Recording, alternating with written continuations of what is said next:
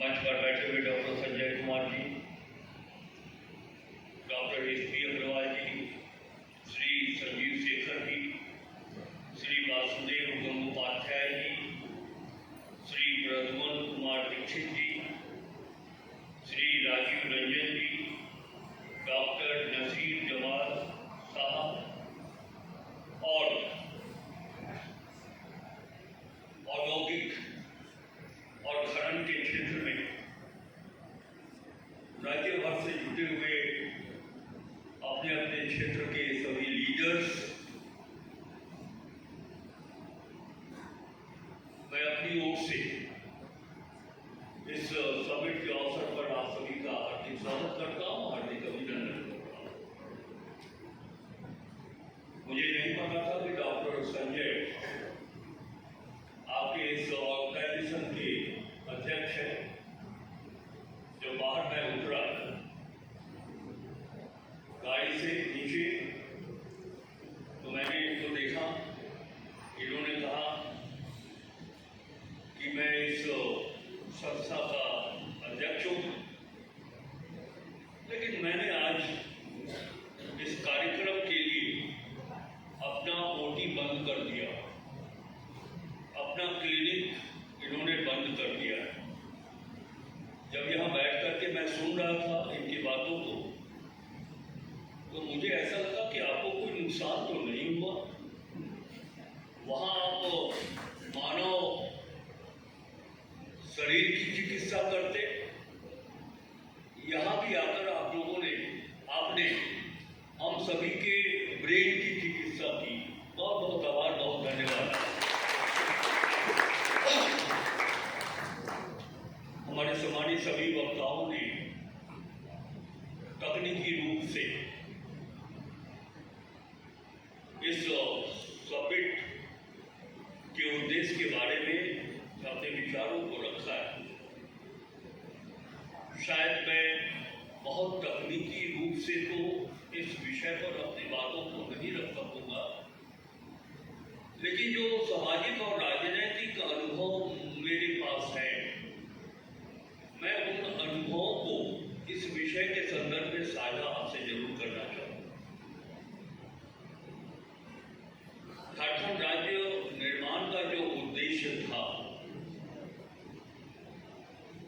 वो उद्देश्य पूरा करने में अगर कोई प्रक्षेत्र है, वह है माइनिंग सेक्टर। बहुत बड़ा योगदान आप सबों का हो सकता है भी। यद्यपि यह राज्य 78% कृषि पर आधारित है, लेकिन मेरा अध्ययन ये कहता है कि राज्य के जीडीपी में जो एग्रीकल्चर सेक्टर का सहभागिता होनी चाहिए, वो हम उतना नहीं कर पाते। हमारे पास, और ये इस संदर्भ में मैं कह रहा हूं, प्रोग्रेस, हार्मोनी और डेवलपमेंट, ये तीनों शब्दों की जो परिकल्पना हम सार्थक बनाना चाहते हैं, उसके लिए फाइनेंस की आवश्यकता बहुत जरूरी है। बिना समुचित वित्तीय प्रबंधन के न हम इस राज्य को आगे ले जा सकते, न ही हमारा सामाजिक आर्थिक विकास आगे बढ़ सकता है। और जब तक समाज के अंदर किसी भी प्रक्षेत्र में अगर कोई काम करे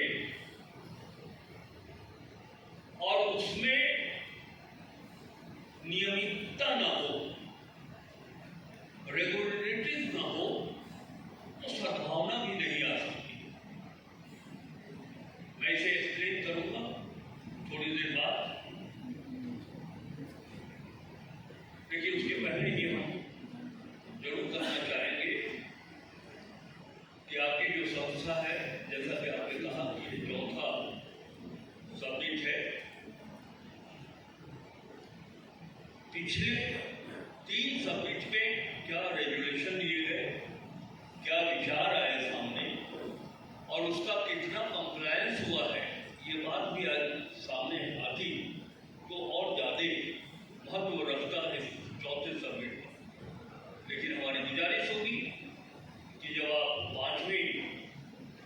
सबमिट करेंगे तो आज के इस संगोष्ठी में जो महत्वपूर्ण विचार